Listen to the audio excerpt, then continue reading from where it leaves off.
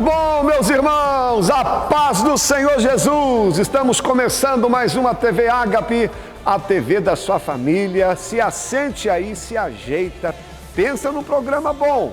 O programa de hoje está imperdível. Já sem perda de tempo, já vai dando like, já vai compartilhando, vamos chamar mais gente. Que o programa de hoje está maravilhoso. Enquanto você se ajeita aí, nós já vamos para o primeiro quadro, que é o nosso podcast.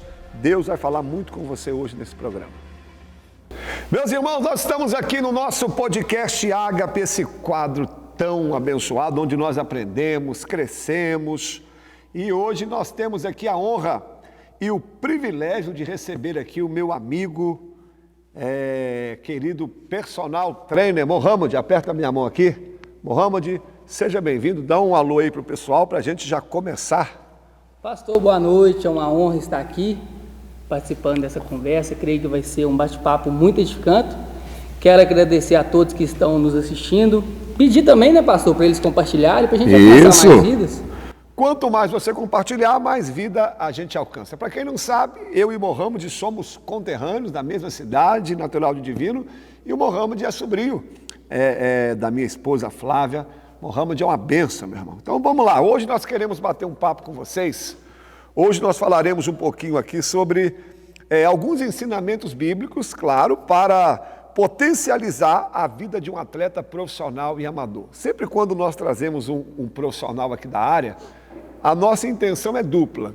Primeiro, ensinar a você dentro da área do profissional, e segundo, a gente junta, a gente mescla também com a área espiritual. Então esse assunto de hoje vai ser muito bom, tanto para você que está no ramo, quanto a área espiritual. Ô Ramos, já de início aqui, para o pessoal te conhecer um pouquinho melhor, em que ano você se formou, né? E por que você escolheu o curso de educador físico? Conta um pouquinho para nós aí.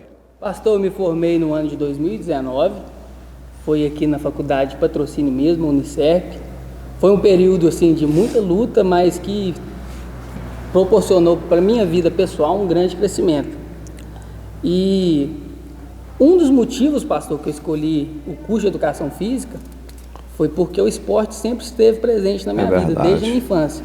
Então, comecei com o futsal, depois eu conheci o futebol e sempre participei de competições. Academia também, você sempre gostou, né? E sempre participei de competições. E quando surgiu a oportunidade de fazer um curso, então não tinha outro curso na minha mente, a não ser educação física. E até hoje eu participo de competições, porém, hoje eu mudei o esporte, estou no CrossFit, mas a minha vida toda foi voltada para o esporte. Esse é o motivo número 1. O motivo número 2, você conhece a dona Dulce de Divino? É a avó. Na época eu lembro que tinha aquele mito que menino de 15 anos não pode treinar. E eu lembro que ela me levava para musculação, porque ela sempre praticou musculação, e dos 10 aos 15 anos eu sempre acompanhava ela e fui apaixonando pela modalidade. Aí eu lembro que eu fiz o aniversário de 15 anos, por exemplo, numa sexta-feira, na segunda-feira eu estava já fazendo a minha matrícula na academia. Então esse é o motivo número 2, ela me incentivou. Bacana. E por curiosidade, pastor, já tem 35 anos que ela pratica musculação. Para quem não sabe, a avó Dulce é a avó paterna do Mohamed. Ela, na nossa cidade divina, é um exemplo. Ela hoje está com quantos anos? Pastor, é mais de 80. Mais de 80. Mulher não gosta de falar a idade. Se a avó Dulce estiver ouvindo aí, um beijão para ela. Irmão, daí a gente vê que está ficando velho. Eu era amigo de infância do pai do Mohamed, o Juliano. O pai dele, desde novinho também, já fazia lá a musculação do jeito dele lá. O pai dele mexia com oficina, no caso o vô do Juliano. Ele já levantava umas barras de ferro lá, isso já está no sangue, Mohamed. Não tinha como você sair fora dessa área, não. Né, pastor? E o pai do Mohamed já era bombado desde novo, rapaz. Mohamed, vamos lá. E já esse assunto de hoje aqui, o que te despertou o desejo de falar sobre esse tema, qual nós falaremos aqui nesse podcast? O que te despertou? Pastor, sempre foi um sonho meu unir a minha área profissional juntamente com aquilo que eu acredito, com a minha fé, com a palavra do Senhor. E a gente vê empresas, grandes empresas hoje, usando o ensinamento bíblico para formar funcionários, formar líderes, através de ensinamento bíblico. Então, essa questão, esse tema já tem queimado no meu coração há algum tempo, só que confesso que é uma ideia em andamento ainda. Eu cheguei até a conversar com o senhor, né, pastor? Sim. Para colocar isso em prática. Então, para fazer algum e-book, juntamente com a minha esposa também, que ela tem uma palavra muito bacana. Esse projeto aí vai ser bom. Em relação à comida, tira a comida do altar, e juntamente com esses ensinamentos bíblicos voltados para o atleta. Então, o que despertou esse interesse foi mesmo unir a minha profissão, a minha área profissional, juntamente com aquilo que acredito, e uma forma também de ajudar essas pessoas que estão nesse meio e evangelizar também, né? Sim. Para quem não sabe, pessoal, o Mohamed, ele é esposo da nutricionista Ana. O primeiro podcast nosso foi a Ana que esteve aqui conosco. A Ana na área de nutrição também. Ela é referência não só aqui na região, é referência em todo o Brasil. A Ana é espetacular. Um abração aqui para ela. Mohamed, antes de nós entrarmos aqui na primeira pergunta sobre o tema, eu lembro que você comentou comigo que o que te despertou para trazer esse tema aqui também, parece que tem uma atleta que ia participar de uma competição. Isso. Explica pra gente isso aí, pra gente já entrar. Ou você vai contar ela não, depois? Dá pra contar aqui agora. Só pra gente já entrar na primeira pergunta. O Mohamed contou para mim uma experiência que uma atleta olímpica viveu e o que despertou ele também para a gente falar um pouquinho sobre isso. Conta para nós aí, por favor. Pastor, eu recebi um e-book, inclusive foi o Lucas que mandou esse e-book para mim, voltado para atleta que trata essa questão mental. Eu tenho que trazer o Lucas aqui também para falar sobre o CrossFit, tá, Lucão? Vou fazer um convite para você. Aí, pastor, esse e-book, ela é uma ex-atleta e ela conta a história dela, como foi o Mundial, como que foi a carreira dela de atleta. Hoje ela é formada em psicologia e trabalha somente nessa área da mente. E ela usou uma frase lá que eu não esqueci mais, que realmente faz sentido. Ela disse que tensão gera lesão. Tensão gera lesão. E ela conta a experiência que ela teve, uma experiência própria. Que geralmente o atleta, igual eu que pratico futebol, e quando eu estou no campeonato, até começar o jogo você fica naquela tensão, né? Aí ela relata que quando ela estava com 17 anos, no auge da sua carreira, com vários patrocinadores, ela se mudou para os Estados Unidos e iria participar do Mundial. Porém, com aquela pressão de ansiedade, toda aquela pressão de patrocinadores, aquela tensão psicológica também, aquela cobrança que a gente põe sobre nós. Aquela autocobrança. 2 semanas antes, ela fazendo um treinamento que ela sempre fazia, do nada, pastor, ela travou a lombar. Meu Deus. Sem explicação. E ela relata que aquele ano, no auge da carreira dela, ela ficou fora do Mundial. Tensão. Aí ela usa essa frase, lesão. Tensão gera lesão. Então a gente vê a importância de um atleta dominar os seus pensamentos. Isso aí, dominar a sua mente. Então, qual que é a primeira característica, Mohamed, que um atleta precisa ter? Pastor, essa primeira característica aqui vale tanto para um atleta profissional, tanto para um atleta amador, e vale também para encaixar em qualquer área da vida cristã, vida, né? Para a vida cristã. Que é a disciplina. A disciplina. Um atleta sem disciplina, ele não consegue subir no pódio. Um atleta sem disciplina, ele não consegue alcançar os seus objetivos. E na nossa vida também é assim, né? Se a gente quer fazer uma faculdade, a gente tem que ter disciplina para estudar, para poder se formar. Eu tenho até uma frase, Mohamed. A motivação te faz começar, mas a disciplina te faz terminar. Justamente. Muitos começam, aquela motivação, eu vou quebrar, vou conseguir, agora vai, mas a disciplina é que te leva até o final, não é isso? Eu vejo muito isso em academia, pastor. Não é só academia não, mano. Igreja também. Começa naquela euforia, com aquela motivação e quer treinar até 3 vezes no dia, se deixar, aí a gente já sabe, ó.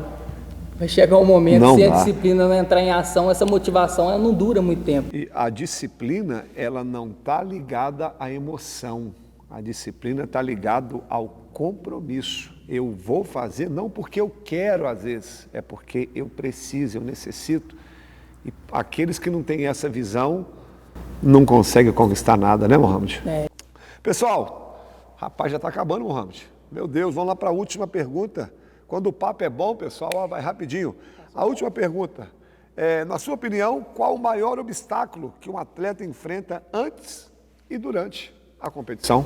Pastor, sem sombra de dúvidas, por experiência própria, por acompanhar também alguns atletas, a ansiedade, ela é o maior obstáculo que um atleta enfrenta, tanto antes e até durante a competição mesmo. A ansiedade ali, por exemplo, um jogador de futebol, se ele deixar a ansiedade tomar conta dele num pênalti decisivo, meu amigo. É verdade. Porque a ansiedade, eu pontuei algumas coisas aqui que ela gera no corpo da gente. Primeiro, tremores. Verdade. Imagina um jogador com a crise de ansiedade, nós bater um pênalti decisivo, começa com algum tremores, então vai atrapalhar o rendimento dele. Cansaço, o coração sensação acelera, né? de falta de ar, aquela sensação de estar ofegante, né? Coração acelerado e até tontura. Meu Deus. Agora, nessa questão de ansiedade, sempre quando eu vou disputar um campeonato de futebol, eu tenho a ansiedade até começar o primeiro jogo. Quando entrou no jogo, o juiz apitou a primeira bola, a minha ansiedade já acaba. Isso aí, eu tenho essa capacidade de me controlar no campeonato. Pode ser final, aí começou, pode ser o final, está disputando uma final ou o primeiro jogo, do mesmo jeito. Claro que quando é campeonato, você fica mais ligado, com aquela adrenalina mais alta, né? Com a experiência, eu aprendi também a controlar. Tirando aquele episódio que eu contei aqui no primeiro ano, que eu travei mesmo. Mas era novo depois, também, né, Mohamed? Aí depois eu aprendi a controlar. Mas um conselho, pastor, para quem é atleta profissional mesmo, ou quem é atleta amador, mas quer participar de campeonatos, de grandes campeonatos, a primeira coisa é procurar um profissional da área de psicologia para fazer essa preparação psicológica, né? Isso é muito importante. E também, Mohamed, aliado com a Bíblia, 1 Pedro 5,7, me ajuda aí. Aqui também. Me ajuda aí, 1 Pedro 5,7. Lançai sobre ele toda a vossa ansiedade, porque ele tem cuidado de vós. Beleza? Pessoal, estamos chegando ao fim. Mohamed, para terminar, para concluir, faça um resumão aí já para despedir da turma. Então, turma, hoje a gente falou sobre, o nosso tema foi ensinamentos bíblicos para potencializar a vida de um atleta, e a gente tratou aqui de 4 pontos. Primeiro, o que um atleta tem que ter? Disciplina. Disciplina tanto para um atleta e tanto para a área pessoal e a área profissional de todos nós. Segundo ponto, o que o atleta não pode deixar acontecer durante uma competição, e também vale para qualquer área da nossa vida? Não deixar que aqueles pensamentos negativos tomem conta da nossa cabeça. E terceiro, a questão da ansiedade, né, pastor? Verdade. Não deixar que a ansiedade também domine a nossa mente, e se for preciso, procurar ajuda, né, pastor? De um psicólogo. E se assegurar nessa palavra que o pastor diz, 1 Pedro 5,7. Lance sobre ele toda a sua ansiedade, porque ele tem cuidado de nós. Pessoal, felizmente chegou ao fim. Mohamed, aperta a minha mão. Obrigado. Pessoal, Mohamed estava com vergonha, com medo. O homem fala bem, se expressa bem. Olha que domina o assunto, arrebentou. Mohamed, obrigado por você ter aberto um tempo para estar aqui conosco. Deus continue te usando, te abençoando. Precisando de um personal trainer, esse aqui é fera. Esse aqui eu coloco a mão no fogo. Muito bom e um excelente profissional. Galera, fica conosco aí, tem muito mais para Deus fazer aqui na TV Ágata. Valeu? Próximo quadro, Deus abençoe. Quero agradecer ao Mohamed por esse bate-papo tão especial. Mohamed, valeu. Pessoal, já deu like, né? Já compartilhou. Por que a gente pede para você fazer isso? Quanto mais você compartilhar, o YouTube entende que o programa é relevante e vai mandando também para outras pessoas. Agora nós vamos para o quadro da devocional. A nossa irmã Adria está nos ensinando como ler a Bíblia, como entender um texto. Adria, a oportunidade já está com você. Olá, meus amigos, cumprimento todos vocês com a paz do Senhor. Hoje eu estou aqui mais uma vez para continuar o quadro de devocional. E nas semanas passadas nós estávamos fazendo os panoramas bíblicos, né? E nós iniciamos o panorama bíblico histórico da Bíblia, dos livros históricos. E hoje então eu quero dar continuidade. Nós vamos pincelar aí um pouquinho sobre 1ª, 2ª Reis, 1ª e 2ª Crônicas, que são livros aí que continuam depois de 1ª e 2ª Samuel, que foram os últimos que nós retratamos lá no último quadro de devocional.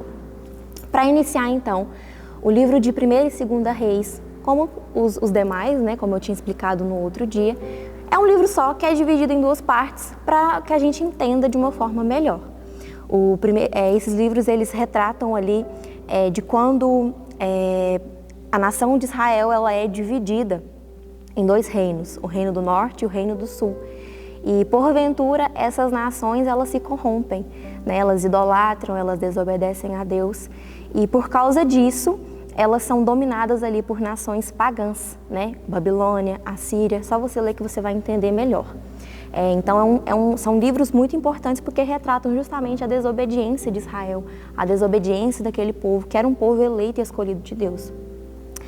Nesse livro você vai encontrar diversos personagens muito interessantes, como por exemplo, Salomão, Elias, Eliseu, a Jezabel, algumas passagens aí históricas muito importantes, como os profetas de Baal, como a construção do templo, como o ministério de Eliseu, de Elias, você vai encontrar tudo isso. Continuando lá em 1ª e 2ª Crônicas, já adianto para você que você vai ler esses livros e você vai ver muita semelhança nesses que nós estamos citando. Você pode até ter a sensação de que sejam as mesmas histórias, porque talvez sejam mesmo, só que de forma mais detalhada. A única diferença é que agora esses 2 livros eles vão tratar exclusivamente da nação ali de Judá, né, daquele reino de Judá. E aí vai falar mais exclusivamente sobre aqueles reis, sobre aquele povo. Vai falar um pouco ali do resgate da aliança, das promessas de Deus novamente. Então você vai ver muito falando sobre Davi, sobre Salomão, novamente sobre a construção do templo. É um livro mais leve ali para você ler. Não perca a oportunidade de estudar, são livros históricos, mas são livros muito importantes que retratam passagens históricas bíblicas muito necessárias para que todo o contexto bíblico ali faça todo sentido. Agora, passando aí para a parte do nosso querido devocional, abra sua Bíblia lá no Salmo 119. Hoje nós vamos ler apenas os versículos 56, 57, 58 e 59, para não ficar muito extenso. Vamos lá. O salmista fala dessa maneira: assim passo os meus dias, obedecendo as tuas ordens. Senhor, tu és a minha herança, prometo obedecer as tuas palavras. Busco o teu favor de todo o coração. Tem misericórdia de mim como prometeste. Refleti sobre o rumo de minha vida e resolvi seguir os teus preceitos. É uma passagem que fala aí sobre obediência, sobre obedecer a Deus. E não sei se vocês já viram, mas existe um livro muito famoso que retrata sobre as 5 linguagens do amor. Toque físico, palavras de afirmação, presentes, tempo de qualidade e outro. E às vezes eu me pergunto, né, já me perguntei, aliás, sobre as linguagens do amor das pessoas, né? Como as pessoas gostam de ser amadas, como elas gostam de demonstrar amor. Mas hoje eu quero trazer essa pergunta um pouquinho diferente. Você já se perguntou qual a linguagem do amor de Deus? Não estou aqui falando da linguagem de amor que Ele demonstra. Afinal, Ele é um Deus extraordinário, Ele criou os seres humanos com as suas particularidades, então Ele sabe amar cada ser humano de uma forma única. Não estou falando disso. Mas você já se perguntou qual a forma que Deus se sente amado? Se você nunca se perguntou, ou se já se perguntou e tem essa dúvida, quero que você abra a sua Bíblia, porque a resposta está lá. E fica lá em João 14. Nós vamos ler o versículo 14, 15, 21, 23 e 24, que fala bem assim: se vocês me amam, obedeçam a meus mandamentos. Agora pula lá para o 21. Aqueles que aceitam meus mandamentos e lhes obedecem são os que me amam. E porque me amam, serão amados pelo meu Pai. E eu também os amarei e me revelarei a cada um deles. Pula lá para o 23. Quem me ama faz o que eu ordeno. Jesus respondeu. 24. Quem não me ama, não me obedece. Hoje eu quero falar para você sobre obediência. Essa é a forma que Deus se sente amado. E Adrila, como é que você afirma isso com tanta certeza? Essa passagem aqui, se você pegar ela, você vai ver que o próprio Jesus disse isso. Não foi um apóstolo, não foi um discípulo, não foi um conhecido, não foi um personagem da Bíblia. Foi o próprio Jesus que disse que aquele que me ama é aquele que me obedece. Então, se você um dia se perguntar qual a forma que Deus se sente amado por mim e por você, quando você o obedece, quando você demonstra obediência a Ele. Ai, mas eu amo a Deus da minha maneira, fazendo as coisas que eu faço? Não. Infelizmente, a Bíblia diz que aquele que ama a Deus é aquele que obedece a Deus. Não basta você dizer, te amo, Deus. O Senhor sabe que apesar de tudo que eu tenho feito de errado, eu te amo. Não é suficiente. é necessário que você obedeça a Ele para demonstrar amor para Ele. E é justamente isso que o salmista fala e que nós lemos, ó. Assim passo os meus dias, obedecendo as tuas ordens. Busco o teu favor de todo o coração, tem misericórdia de mim, prometo obedecer as tuas palavras. Refleti sobre o rumo de minha vida e resolvi seguir os teus preceitos. Já parou para pensar que essa é a forma como ele fala no Salmo? Passo o dia obedecendo a tua palavra. Será que nós, como cristãos, como conhecedores da palavra, temos amado a Deus da maneira como Ele gostaria de ser amado? Ou será que nós temos amado a Deus da maneira humana, falha e limitada que nós queremos amá-lo? Faça essa reflexão hoje que você, assim como esse salmista, passe os seus dias obedecendo as palavras de Deus, porque assim ele vai se sentir amado. E tem uma outra passagem bíblica que complementa esse sentido, que é: todas as coisas cooperam para o bem daqueles que amam a Deus. Então, olha que promessa linda que está atrelada à vida daquele que é obediente. E hoje nós aprendemos que falar que ama a Deus é obedecer a Deus. Então, todas as coisas cooperam para aqueles que obedecem a Deus. Se você obedece, pode ter certeza que as coisas vão cooperar para você, porque não sou eu que estou dizendo, não é o nosso pastor, não é ninguém, é a Bíblia que fala isso. Então, que você seja ousado para passar os seus dias obedecendo a Deus. E só mais um adendo, no finalzinho do que nós lemos no Salmo, ele fala assim: refleti sobre o rumo de minha vida e resolvi seguir os teus preceitos. Ainda é tempo de refletir sobre o rumo que estamos levando a nossa vida. Então, que você faça isso hoje aí na sua casa. Se pergunte a Deus, faça uma oração sincera a Ele, tenha um momento de devocional sincero e fala: Deus, eu estou te amando como o Senhor quer ser amado. Eu estou refletindo aqui sobre as minhas atitudes e elas de fato estão te agradando. Eu tenho certeza que o Espírito Santo vai trazer a resposta correta ao seu coração. E se não for uma resposta que agrada a Deus, ainda é tempo de conserto. Ainda é tempo de mudar a rota. Então, que você aproveite essa oportunidade e aproveite enquanto a misericórdia de Deus está estendida sobre nós, sobre toda a humanidade.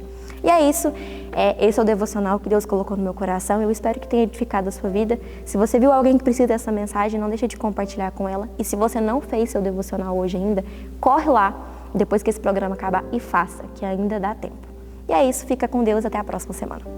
Toda quinta-feira nós estamos aqui com a TV Acre, já virou uma rotina, né, irmãos? O pessoal já sabe, quinta-feira deu 9 horas, para tudo para assistir a TV Acre. Agora nós vamos conferir a agenda da igreja para você saber os dias de culto, para você não perder, para você participar com a gente.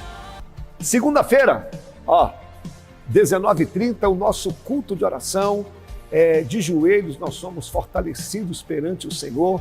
Uma igreja forte é uma igreja que ora. Quarta-feira, quarta-feira é o culto da vitória, às 19h30. Este culto nós damos oportunidades para os pregadores da casa, que por sinal, pregam muito a turma aqui. E no culto da vitória nós temos um momento da oração das causas impossíveis, onde nós clamamos a Deus e Deus tem respondido pela sua graça e bondade. Sexta-feira, sexta-feira é o culto da palavra. Na maioria das vezes eu que ministro esse culto, só não prego esse culto quando eu não estou aqui na cidade. É onde eu prego sobre um capítulo da Bíblia, ou um personagem, enfim. É um culto para você que gosta da palavra mesmo. Meio de semana, terça e quinta, nós temos o culto nos lares, confere aí. Nós temos aqui uma equipe muito boa, uma equipe bem preparada para levar o evangelho até a sua casa, até o seu lar.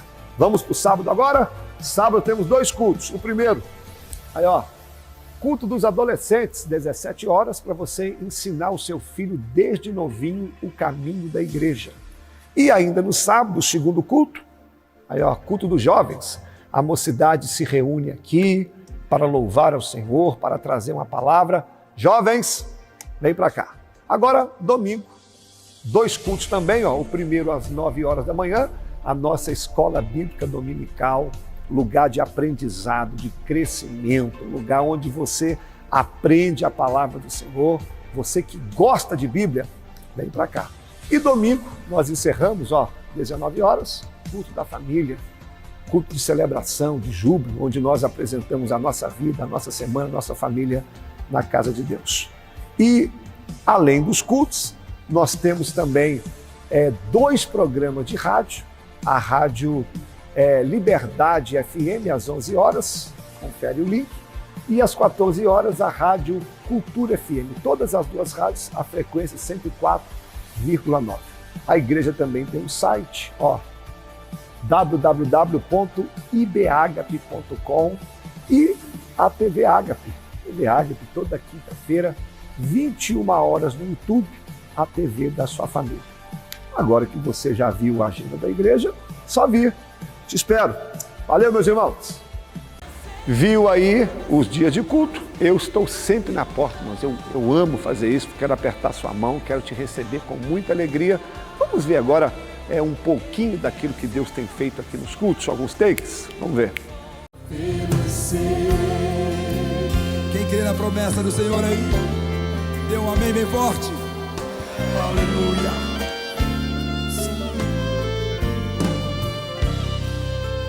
Os sonhos de Deus são maiores que os meus. Ele vai fazer o melhor por mim. Ele vai além. Ele vai além do que eu posso ver. Ele faz o que eu não posso fazer. Deus vai cumprir os seus planos em mim. Ele vai fazer o que lhe apraz. Sou pequeno e falho, mas Ele... Nós iremos agora esse quadro aí do meu amigo Zilton, Na Mesa com Jesus. Mas antes de ir, você que chegou agora depois, já deu like aí? Já compartilhou? Pessoal, também tem um bate-papo que acontece paralelo aí, rapaz, o pessoal conversa, legal. Participa lá também desse chat, bate-papo. Agora vamos lá para a Mesa com Jesus, com o Zilton. Bom, meus amigos, sejam bem-vindos a mais um Na Mesa com Jesus, essa mesa de comunhão, onde nós falamos um pouco sobre aquilo que Jesus fez e faz nas nossas vidas. Hoje, nós iremos mudar um pouco o formato do quadro. Antes nós falávamos apenas de mesas às quais Jesus se assentava, mas hoje nós iremos começar a falar também de alguns lugares, situações, encontros e milagres que Jesus fez. E para esse início dessa nova fase do nosso quadro, eu tenho o prazer de convidar o meu amigo Douglas Honorato, ou Doglão, como todo mundo costuma falar. Boa noite, Zilton. Boa noite a você que nos vê na transmissão no YouTube, ou boa tarde, bom dia, dependendo do horário. É um prazer estar com você aqui e poder falar um pouquinho sobre Deus, sobre esse encontro que nós devemos falar, esse relacionamento, essa mesa, realmente. Sim, Dogão, e o tema escolhido por hoje está no livro de Atos, no versículo 9. Nós iremos falar sobre uma passagem que é um tanto quanto conhecida, que é a conversão de Paulo, o encontro de Paulo com Jesus na estrada para Damasco.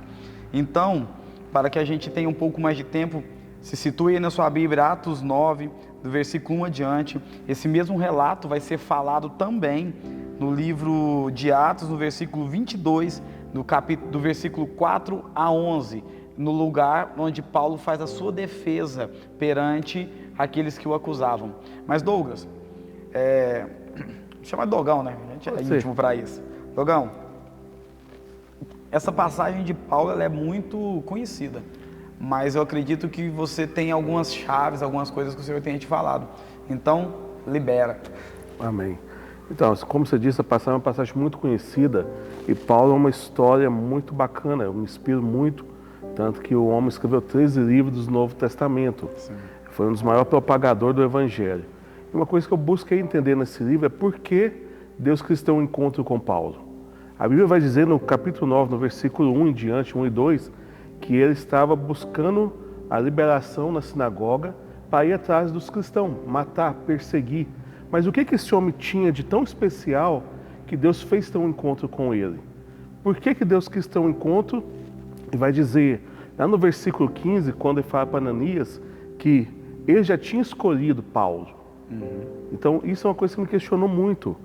Mas eu entendi, a partir do versículo 15, que Deus já tinha um encontro com Paulo. Aquele caminho para Damasco, quando Jesus aparece, foi somente a ocasião que Jesus proporcionou para que isso acontecesse, para ele mudar o seu costume. A história de Paulo vai dizer que ele tinha uma descendência judaica, também romana. Então, Paulo era um doutor da lei, conhecia a lei, estudou toda a normativa do Antigo Testamento. Porém, como romano, não acreditava que Cristo ainda estava vivo, que Cristo veio. Ele acreditava que Jesus ainda estava por vir. Ele agia por fé. Ele acreditava que estava fazendo realmente a vontade de Deus, matando os cristãos que acreditavam num falso profeta, num falso Messias. Então, quando ele tem esse encontro, os seus paradigmas, seus dogmas, as suas convicções são quebradas.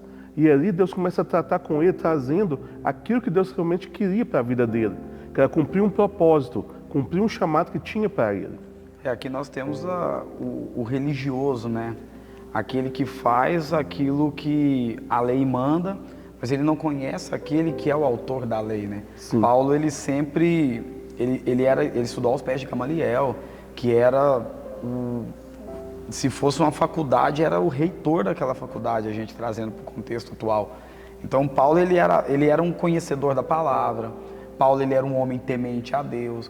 Então, dentro do conceito judeu da época, era a escolha mais assertiva. Sim. Porém, para os cristãos, era a escolha menos provável, porque nós estamos falando de alguém que perseguia e matava cristãos. E aí a gente pode entender que quando ele fala aqui no texto, né, Paulo, por que me persegues? Ele perde a visão, ele enxerga, na verdade, aquilo que ele vivia, Sim. que era uma cegueira, uma visão cega. Os seus olhos enxergaram pela primeira vez quando ele não enxergava nada. Isso vem muito para a nossa vida, porque quando nós entramos na igreja, nós ficamos cegos para aquilo que a gente enxergava, que são os prazeres do mundo, as coisas que nos alimentavam antes, e começamos a enxergar a ótica de Deus. Sim, eu acredito muito como a história de Jó. Naquele momento, eu conhecia o Senhor de ouvir, mas naquele momento que ele tem um encontro, ele passa a ver a Cristo. Quando nós pegamos a história dele de Damasco, duas coisas acontecem quando ele cai no chão.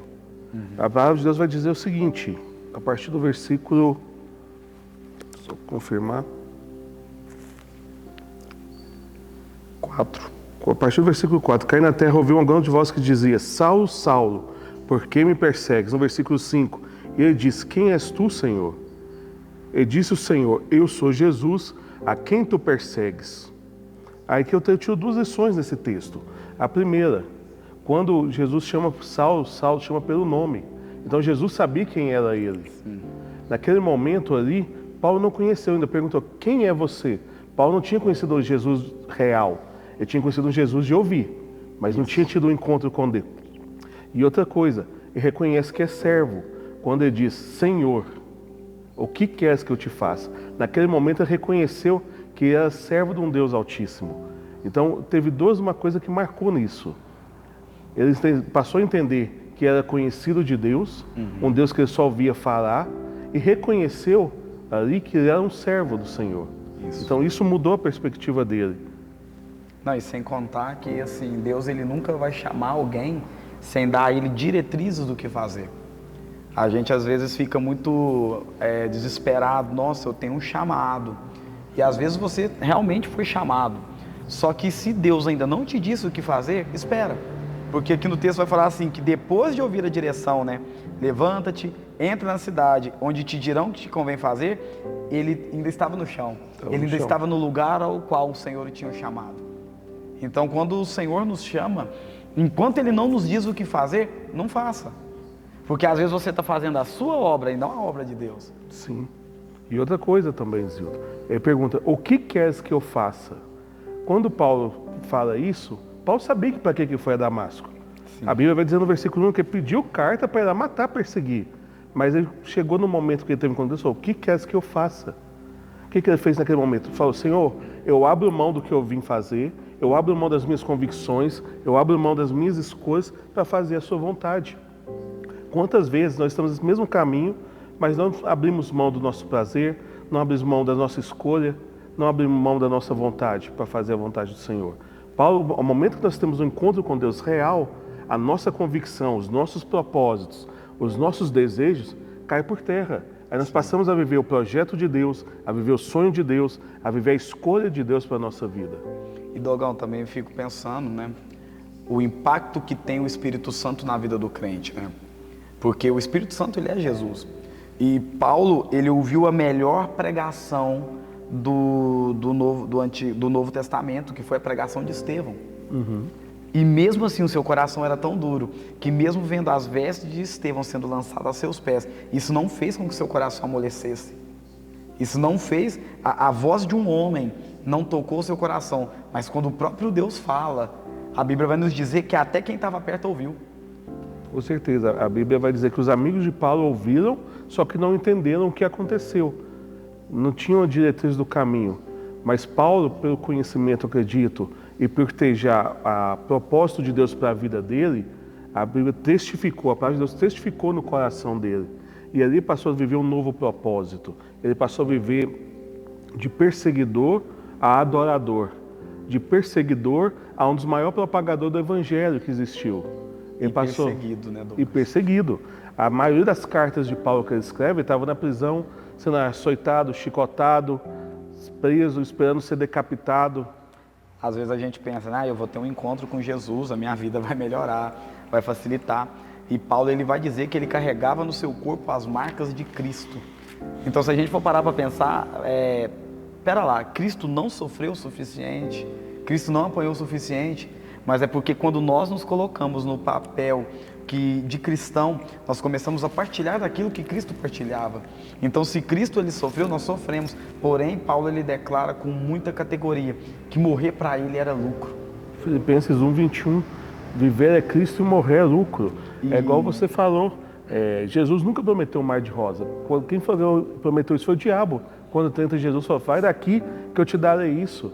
Jesus nunca fez isso, pelo contrário, fala, no mundo tereis aflições, mas tem de bom ânimo, eu venci o mundo.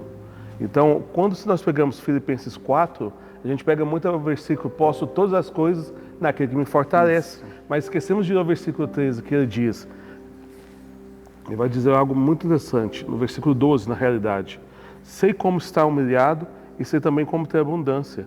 Em todo lugar e todas as coisas, sou instruído, tanto na fartura quanto a ter fome, tanto na abundância quanto na necessidade. Então nós pegamos e posso todas as coisas, mas Paulo está dizendo aqui, passei por tudo que eu passei e hoje sim eu posso dizer que eu posso todas as coisas, porque cada momento que eu enfrentei, cada dificuldade, cada batalha me fortaleceu e me capacitou para chegar onde eu estou. Tanto que ele vai dizer uma das frases mais lindas, combati um bom combate, guardei a fé. Então sim, tudo isso levou um caminho dele ter fé, ser fortalecido, perseverar até o fim. Perseverança, a gente pega muito que perseverar não é dar continuidade, mas perseverar é crer, é ter fé. É que apesar da dificuldade, apesar da luta, vou continuar. Vem a primeira batalha, eu continuo. Vem a segunda batalha, eu continuo. Vem a terceira, eu continuo. Isso é fé, isso é perseverança. E Paulo vai nos falar sobre constância, né? Muito. Paulo, ele aprende a não olhar para a sua situação, mas a olhar para o Deus que gera a situação. É onde ele diz, né, que na sua fraqueza o poder de Deus se aperfeiçoa. E é isso, meus amigos. Hoje nós falamos um pouco sobre Paulo. E às vezes nós estamos num caminho que não é o caminho que o Senhor nos chamou. Mas Ele pode intervir, Ele pode entrar e fazer com que toda a nossa história muda. E às vezes nós pensaremos que ao ouvir a voz de Deus, né, Douglas, a nossa vida vai mudar para melhor. Mas no caso de Paulo, ela não mudou para o melhor, porque ele já vivia o melhor da terra. Mas com certeza, assim como ele disse, ele tinha um alvo, ele tinha um foco e ele entendia que tudo aquilo que ele fazia seria coroas de glória na eternidade. Que a sua situação não te defina, meu irmão. E que se você estiver em um caminho, que o Senhor te derrube, que o Senhor fale com você e você tenha a oportunidade de refazer a sua história. Douglas, eu quero te agradecer. Eu te agradeço. E que nós possamos ter mais momentos assim. Com certeza. Se fosse falar sobre Paulo, tem muita coisa ainda para ser lida, falada, mas numa próxima oportunidade teremos nisso. É isso aí, meus amigos. É com o senhor, pastorzão? Doglão tá escondendo leite, né, Doglão? Sabe muito aí, hein? Obrigado aí por essa aula, Doglão. Pessoal, estamos quase chegando ao fim, nós iremos ouvir agora a palavra. A minha mensagem está sendo rápida, 10 minutinhos no máximo. Estou falando sobre a conversão do apóstolo Paulo, tem tantas lições. Hoje é o terceiro dia. Se ajeita aí para você ouvir a palavra do Senhor. Meus irmãos, vamos lá, vamos dar sequência ao nosso estudo aí estamos falando sobre a conversão de Paulo. Você que não conseguiu ver os 2 primeiros episódios, só você voltar aí, tá tudo salvo aí na playlist da TV Ágape. Hoje eu quero ler o texto base, Atos capítulo 9, diz assim: E Saulo, respirando ainda ameaças de morte contra os discípulos do Senhor, dirigiu-se ao sumo sacerdote e lhe pediu cartas para a sinagoga de Damasco, a fim de, caso achasse aqueles que eram do caminho, assim homens como mulheres, os levassem presos para Jerusalém. Seguindo ele estrada fora, ao aproximar-se de Damasco, de repente uma luz do céu brilhou ao seu redor, e caindo por terra, ele ouviu uma voz que lhe dizia: Saulo, Saulo, por que me persegues? E eu perguntei: quem és tu, Senhor? E a resposta foi: eu sou Jesus, a quem tu persegues. Mas levanta-te e entra na cidade, onde te dirão o que convém te fazer. Os seus companheiros de viagem pararam emudecidos, ouvindo a voz, não vendo contudo ninguém. E então se levantou Saulo da terra e, abrindo os olhos, nada podia ver, e guiando pela mão, o levaram para Damasco, e esteve 3 dias sem comer, durante os quais, 3 dias sem ver, durante os quais nada comeu e nem bebeu. Meus irmãos, esse texto aqui, só te lembrando, ele é um dos textos mais importantes da Bíblia e automaticamente do Novo Testamento, porque vai contar a conversão do apóstolo Paulo, esse homem que se tornou o escritor da maioria das cartas do Novo Testamento. Essa história também é tão importante que você vai encontrar em Atos capítulo 22 e Atos capítulo 26. 3 capítulos da Bíblia irão relatar a conversão de Paulo. E para a gente ganhar tempo, irmãos, que essa mensagem aqui eu não vou demorar, quero pregar com 10 minutos. Aonde que eu terminei esse estudo semana passada? Eu terminei que Paulo estava querendo prender aqueles que eram do caminho. Pastor, que expressão é essa do caminho? Era assim que os cristãos eram chamados naquela época. Por quê? Jesus havia dito em João 14,6, eu sou o caminho. Então, naquele contexto ali, naquele momento, quando alguém se convertia ao cristianismo, aí eles falavam, você é do caminho, né? Ou seja, você é cristão. Mas quando Paulo, ele vai na direção de Damasco para prender os cristãos que ali estão, a Bíblia diz que de repente, irmãos, uma luz brilha na frente de Paulo. E aqui nós podemos aprender algo muito interessante. Ele queria prender todos aqueles que pertenciam ao caminho, mas o verdadeiro caminho, que é Jesus, iria aparecer. Ou seja, aqueles que pertencem ao caminho, o verdadeiro caminho jamais vai deixar com que eles se percam. Então vale a pena você pertencer a Jesus. Aí semana passada também, só te lembrando, coisa rápida aqui, Paulo estava viajando ao meio-dia, irmãos, ao meio-dia para ir até Damasco. Dentro do contexto bíblico também, ninguém viajava esse horário não, gente. Meio-dia era a hora que o sol estava tão a pino, o sol estava quente, e o sol ali no Oriente Médio, o sol ali é quentíssimo. Mas sabe o que Paulo estava dizendo? Eu vou, eu realizo, eu aconteço, ninguém me para, mas diz a Bíblia que ao meio-dia, irmãos, ao meio-dia, a hora que o sol está mais alto, é a hora que Deus aparece para ele. Jesus aparece ao meio-dia e se coloca acima dele para dizer, Paulo, acima de você tem um Deus, acima de você tem eu, você não faz o que você quer não, rapaz. Em Malaquias capítulo 4, versículo 2, que nascerá o sol da justiça e trará salvação. E então, de repente, Paulo está no chão, de repente Paulo está cego, de repente todos os planos de Paulo foram mudados. Olha, irmãos, a gente nunca pode se achar soberbo demais, nunca pode deixar soberbo entrar no coração, porque se necessário for, Jesus nos derruba. E agora eu começo a terceira parte. Paulo está no chão, cego, e ele escuta uma voz, Saulo, Saulo, por que me persegues? Repare que tem um duplo chamamento.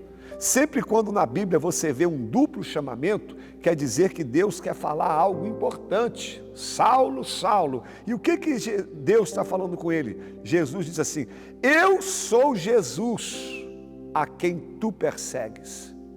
Mas espera aí, Paulo perseguia a Jesus? Não, os dois não eram contemporâneos. Então por que Jesus está dizendo: Paulo, eu sou Jesus a quem tu persegues? Paulo perseguia a igreja. Irmãos, quem persegue a igreja persegue a Jesus. Eu vou repetir essa frase que ela é forte. Quem persegue a igreja persegue a Jesus. Não fala mal de igreja não, meu amigo. Não fala mal da noiva de Cristo não, porque quem está falando mal da igreja está falando mal do dono dela, que é Jesus. Olha o que Jesus fez com Paulo, porque ele queria parar a igreja. Então a igreja do Senhor tem suas falhas, tem seus defeitos, mas ela ainda continua sendo a noiva de Cristo, ela ainda continua sendo amada de Deus. A igreja pode ter os seus defeitos, mas a igreja ainda continua sendo o lugar da manifestação da glória de Deus. A igreja continua sendo o lugar onde vidas estão sendo transformadas. Por isso que nós temos que amar e honrar a igreja, porque o Senhor peleja por ela. E olha o que Jesus vai dizer para Paulo também: Paulo, dura coisa é recalcitrar contra os aguilhões. Jesus aqui está usando uma figura de boiadeiro. Aguilhão é um pedaço de madeira com um finco da ponta que futucava o boi.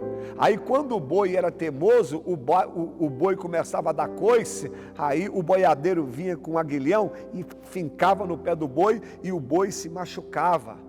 Quando o boi era teimoso, o boi se machucava. Então aqui eu aprendo uma outra coisa: irmão, não seja teimoso não. Quando Deus está trabalhando na sua vida, não seja teimoso. Se Ele quiser te derrubar, deixa Ele te derrubar. Se Ele está te corrigindo, deixa Deus te corrigir, porque Ele só corrige a quem Ele tem um plano. Ele só corrige a quem Deus tem uma obra. Não seja teimoso, querido. Se Jesus está fazendo algo na tua vida, mesmo que você não goste, não seja teimoso para que você não se fira. E aqui também tem um detalhe que não pode passar despercebido. Paulo estava com seus amigos. E em Atos 22, se eu não estiver enganado, vai dizer que todos viram a luz, mas somente Paulo ouviu a voz do Senhor. Eu vou repetir: os amigos viram a luz, mas somente Paulo ouviu a voz do Senhor. O que muda a nossa vida, irmãos, não é quando você vê a luz. O que muda a sua vida é quando você ouve a voz do Senhor. Nós estamos vivendo uma geração hoje que só quer ver luz, só quer barulho, só quer show. Irmãos, luz não muda a vida de ninguém. O que muda a nossa vida é quando você ouve a voz de Deus. Paulo foi o único que ouviu a voz do Senhor. Paulo foi o único que ouviu Deus falando com ele. E eu quero te perguntar aqui nessa mensagem: você está ouvindo aquilo que Deus tem falado contigo? Você está vindo para a igreja para quê? Para ver uma luz, para ver um pastor pregar somente, para ver uma banda tocar? Não, eu tenho que vir aqui para ouvir a voz de Deus. Mas eu preciso te falar uma verdade também, irmãos. Ouvir a voz de Deus nem sempre é fácil. Certamente você já orou assim: Senhor, fala comigo. Senhor, me dá uma palavra. Senhor, eu preciso ouvir a tua voz. Quem de nós nunca orou desse jeito? Mas cuidado com essa oração, hein? Porque quando Deus fala conosco, muitas vezes Ele vai mexer em áreas que você não gostaria que Ele mexesse. A gente pensa que quando Deus fala conosco, Ele só vai falar aquilo que nos agrada. Nem sempre, irmãos. Tem hora que a voz de Deus entra na nossa vida para mudar a nossa vida por completo. Exemplo, lá está Abraão, lá em Ur dos Caldeus, com a sua família. Abraão é rico, Abraão tem sua casa. E o texto diz que Deus falou com Abraão. Olha, irmãos, quando a palavra de Deus veio até Abraão, ele teve que abandonar sua casa, abandonar sua terra, abandonar tudo à sua volta para acompanhar a Deus em um lugar que ele nem sabia onde era. Se Deus falar com você hoje, mandar você largar tudo, você tem coragem? E Jonas? A vida de Jonas estava uma bênção, irmão. Jonas era bem conhecido na sua cidade, Jonas tinha uma reputação. E o capítulo 1 de Jonas diz assim, o versículo 1: e veio a palavra do Senhor a Jonas, vai até a grande cidade de Nínive e prega contra ela. Irmãos, quando a palavra de Deus veio na vida de Jonas, Jonas ficou apavorado, Jonas quis correr, Jonas quis sumir. Porque a palavra de Deus nem sempre vem para nos alegrar, mas vem para nos confrontar.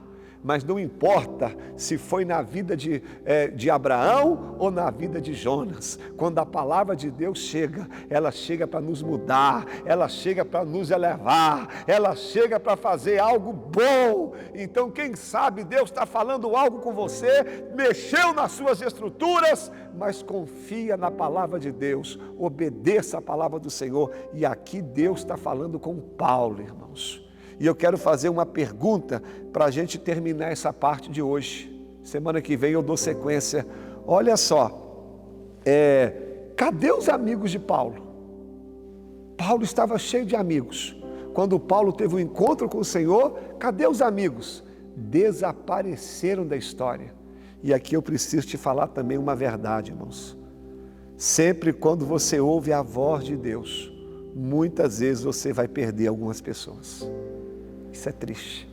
Pessoas que caminhavam contigo, pessoas que estavam com você, pessoas que julgavam ser seus amigos, mas quando você tem um encontro com Deus, muitos vão se afastar. É isso mesmo, o Evangelho é perda. O Evangelho, às vezes, pessoas queridas, às vezes pessoas da sua família não vão entender. Paulo está vivendo isso na pele. Cadê os amigos? Sumiram porque ele ouviu a voz de Deus. Mas olha que interessante, eu encerro aqui. Os amigos de Paulo sumiram, mas Deus colocou outras pessoas na vida de Paulo. Deus colocou Barnabé, Deus colocou Silas, Deus colocou Timóteo, Deus colocou Tito, Deus colocou Filemon, Deus colocou tanta pessoa na vida de Paulo. Por quê, irmãos? Se a gente perde algumas coisas, Deus coloca outras no lugar.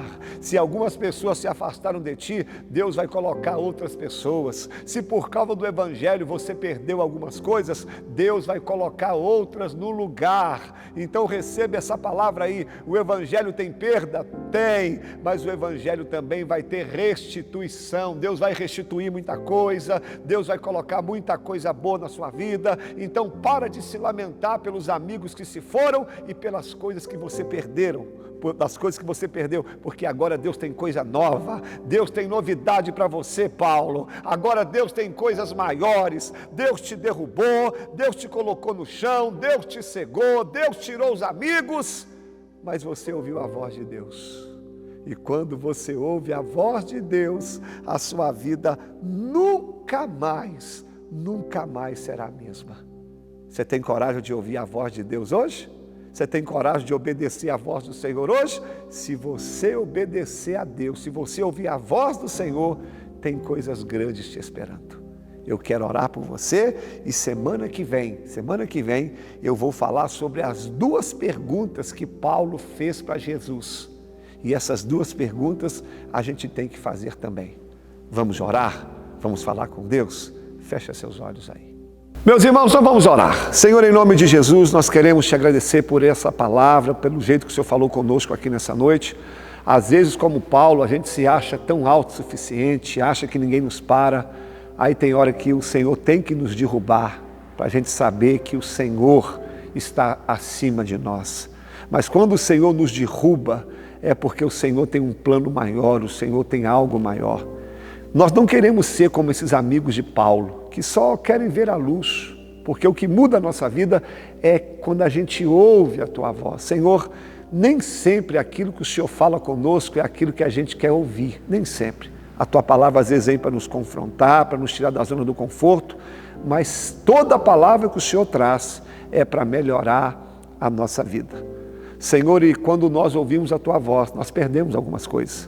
Algumas pessoas se afastam, tem pessoas que perdem até os bens, mas o Senhor sempre arranja uma forma de substituir ou de restituir. Eu quero apresentar este homem, essa mulher que foi tocado por essa palavra, essa pessoa que está lutando contra essa enfermidade. Tu és o Deus da cura, as portas que estão fechadas, que o Senhor abra, essa família que está em crise, que o Senhor traga a paz nessa casa, e aqueles que estão afastados de Ti, que possam se reconciliar. E aqueles que ainda não Te aceitaram como o único e suficiente Salvador, que eles façam isso agora. Pai, obrigado pela Tua palavra, é a oração que nós fazemos a Ti em nome de Jesus. Amém. Meus irmãos, infelizmente, chegamos ao fim do nosso programa e assim que terminar, o programa fica bem destacado, compartilha também para a gente alcançar mais vidas. Permitindo o Senhor, estaremos aqui quinta-feira que vem. Beijão no coração, paz do Senhor e até a próxima, se o Senhor nos permitir. Valeu!